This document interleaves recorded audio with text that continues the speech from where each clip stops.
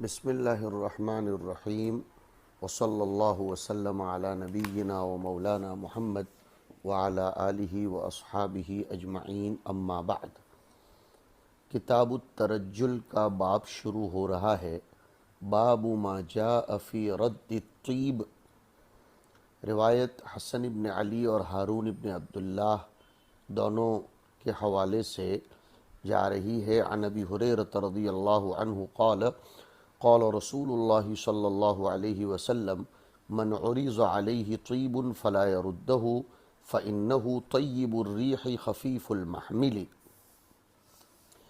جناب نبی کریم صلی اللہ علیہ وسلم ارشاد فرماتے ہیں کہ جس شخص کو خوشبو، عطر وغیرہ دیا جائے، اس کے سامنے پیش کیا جائے بطور ہدیے کے، تو وہ اسے واپس نہ کرے، اس لیے کہ یہ ایسا ہدیہ ہے جس کی بو بہت عمدہ ہے، فطرت اس کی طرف مائل ہوتی ہے اور اس کو اٹھانے میں بڑا ہلکا ہے، کوئی بوجھ نہیں ہے، اس حیثیت سے بھی ہلکا ہے کہ وزنی چیز نہیں، اور اس اعتبار سے بھی کہ کوئی بہت بڑی قیمتی چیز بھی نہیں ہوتی کہ جس کے احسان کا زیادہ بوجھ اپنے اوپر لے کر چلنا پڑے۔ عام طور سے یہ چیز ایک دوسرے کو ہدیہ کی ہی جاتی ہے۔ اصل میں انسان کی طبیعت اور اس کا نفس یہ پسند کرتا ہے رائحہ طیبہ کو، اور اس کی وجہ سے انسان کی فطرت بھی، اس کی طبیعت بھی خوش ہوتی ہے۔ اور جو مطلب ہم نے ذکر کیا وہ امام قرطبی رحمۃ اللہ علیہ کے حوالے سے لوگوں نے نقل کیا ہے کہ جیسے خفیف المحمل کا مطلب جیسے اس کو اٹھانا کوئی زیادہ بوجھل نہیں بنتا ہے، اور نہ ہی یہ کوئی بہت بڑا احسان ہے کہ جس کو قبول کر لینے سے پھر دماغ پر، کندھے پر ایک بوجھ رہے گا کہ اب میں اس احسان کا بدلہ کب واپس کر پاؤں گا، نہیں، بلکہ جریان عادت الناس ہے اس سلسلے میں۔ ہاں، مشک جیسی خوشبو ہو تو پھر وہ ایک الگ چیز ہے، اس میں احسان بہت بڑا ہو جاتا ہے اور وہ غلائے ثمن، لیکن یہاں تو حضور پاک علیہ الصلاۃ والسلام نے عمومی طور پر بات ارشاد فرمائی ہے۔ نیز ایک دوسرے کو خوشبو لینے دینے سے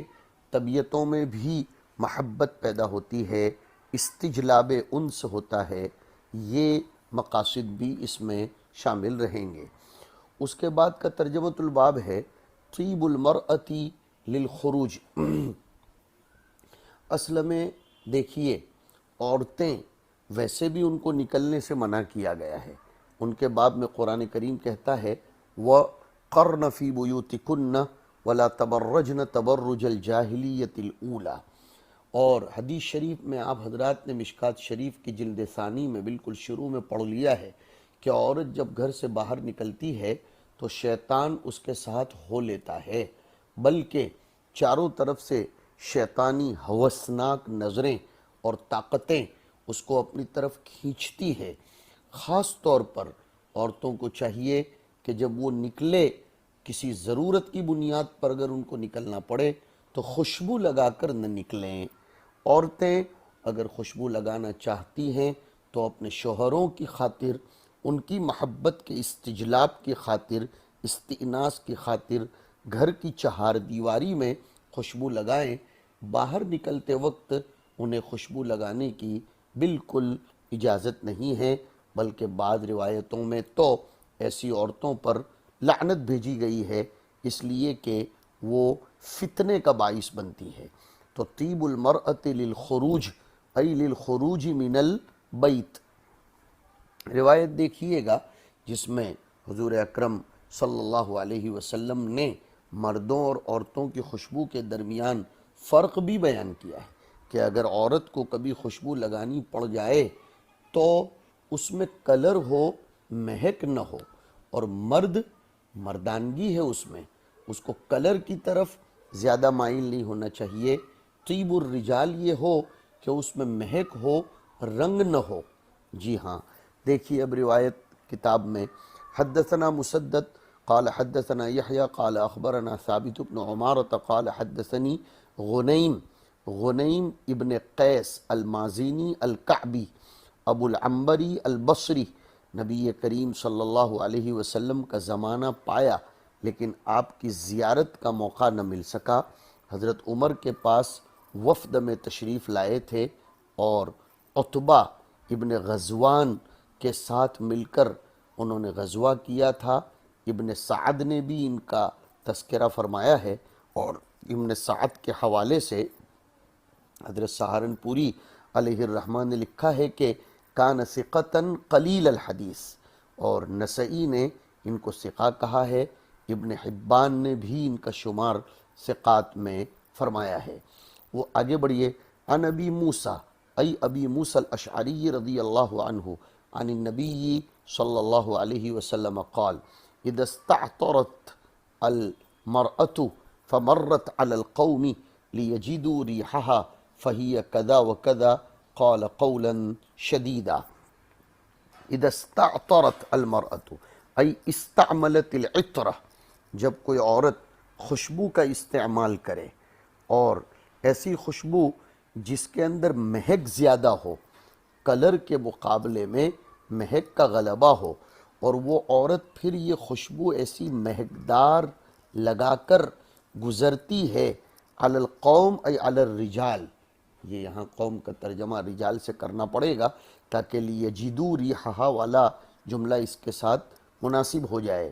کہ جب کوئی عورت خوشبو لگا کر مردوں کے پاس سے گزرتی ہے اور اس کے خوشبو لگانے کا منشا ہی یہ رہتا ہے کہ وہ مرد اس کی مہک کو اور اس کی خوشبو کو پائیں تو پھر اس کے اوپر فلاں فلاں لعنت ہوگی اور اس کو اللہ کی طرف سے اتنی اتنی سزا ملے گی۔ امام ابو داؤد رحمۃ اللہ علیہ کی کتاب پڑھتے پڑھتے آپ کو یہ معلوم ہونا چاہیے کہ امام ابو داؤد زیادہ تر ایسے خطرناک وعیدوں پر مشتمل جب جملے ہوتے ہیں تو اس کو ابہاماً ذکر کر دیتے ہیں، ورنہ نسائی شریف میں آیا کہ اذا استعطرت المرأة فمرت على القوم ليجدوا ريحها فهي زانية۔ ہاں، امام ابو داؤد نے تو فہی کذا و کذا کہہ کر گول مول ابہاماً اس کو ذکر کر دیا، جرأت نہیں فرمائی اس کی شدید وعید کو ذکر کرنے کی، لیکن نسائی شریف میں آیا کہ کوئی عورت اگر خوشبو لگا کر اس طرح مردوں کے پاس سے گزرتی ہے تو اس کا شمار زانیہ میں ہوگا۔ حضور نے مجازن اس کو زانیہ فرمایا ہے، اس لیے کہ انہا رغبت الرجال فی نفسہا، وہ خوشبو لگا کر اپنی طرف لوگوں کو مائل کرتی ہے، ترغیب دلاتی ہے۔ کم از کم اتنا تو ضرور ہوتا ہے کہ اس کی مہک اور خوشبو کی بنا پر وہ سبب بنتی ہے لوگوں کے اس کی طرف نظروں کے مائل کرنے کا، تو اب زین العین تو کم از کم ہو جائے گا، اس لیے اس کو زانیتن فرمایا گیا نسائی کی روایت میں، کہ جب کوئی عورت خوشبو لگا کر نکلے لوگ اس کی خوشبو پائیں تو وہ زانیہ ہے، یعنی سبب زنا ہے، اور زین العین۔ قال قولا شدیدا، قولا شدیدا سے مراد یہی ہے کہ سماہا زانیتن، اس سے زیادہ خطرناک کون سا قول ہو سکتا ہے۔ اس روایت کی تخریج ترمذی نے، مستدرک حاکم نے اور خزیمہ نے بھی فرمائی ہے۔ اس کے بعد کی روایت ہے حدثنا محمد بن کثیر قال اخبرنا سفیان عن عاصم بن عبید اللہ عن عبید مولا ابی رحم، رحم را کے ضمے ہا کے سکون کے ساتھ، ابن حبان نے ان کو ثقہ کہا ہے، اور ابو داؤد اور ابن ماجہ نے ان کی ایک ہی حدیث نقل کی ہے جو ابھی ہمارے سامنے آ رہی ہے، اور ابن حبان نے یہ ابو عبید کا نام کثیر فرمایا ہے۔ فرماتے ہیں ان عبید مولا ابی رحم عن ابی ہریرہ رضی اللہ عنہ قال، قال کی ضمیر کا مرجع یاد رکھنا، ای قال عبید لقیتہ امرأة وجد منها ریح الطیب ولذیلها اعصار۔ عبید کہتے ہیں کہ لقیت ای لقیت ابا ہریرہ امرأة، ابو ہریرہ کو ایک عورت مل گئی جس سے ابو ہریرہ نے خوشبو پائی۔ ایک طرف تو اس کے کپڑوں میں سے خوشبو آ رہی تھی، اور اس کے فراک، اس کی میکسی، اس کا جو کرتا تھا، اس کا دامن نیچے تک لٹک رہا تھا۔ وَلِذَيْلِهَا إِعْصَارٌ، اور ایک روایت میں عصارتن ای رائحۃ تفوح وترتفع من ذیلها کما یرتفع الغبار الذي تثیرہ الریح وترفعہ۔ تو اب سیدھا ترجمہ یہ کریں گے کہ حضرت ابو ہریرہ سے ایک عورت کی ملاقات ہو گئی جس سے خطرناک قسم کی بہترین ایک دم ابھرنے والی خوشبو آ رہی تھی، اور اس کے ذیل سے، اس کے دامن سے بھی خوشبو پھوٹ رہی تھی، جیسے کہ غبار اڑتا ہے، جیسے اگر ہوا اڑائے تو غبار اڑتا ہے اور غبار اس ہوا کو لے کر اٹھتا ہے، ویسے ہوا اس کی اس خوشبو کو اٹھا رہی تھی۔ فقال، تو حضرت ابو ہریرہ رضی اللہ تعالیٰ عنہ نے فرمایا، یا امت الجبار، یا امت الرحمن نہیں فرمایا، یہ ہے بلاغت، یا امت الجبار، اللہ کے ناموں میں سے جبار نام کا استعمال فرمایا تخویف و انذار کے لیے۔ اے ذات جبار کی باندی اور لونڈی، جئتی من المسجد، تو مسجد سے آ رہی ہے؟ قالت نعم، اس عورت نے عرض کیا جی ہاں۔ قال وَلَهُ تَطَيَّبْتِ، یعنی تو نے مسجد جانے کے لیے ایسی اٹھنے والی، بھپکا دار،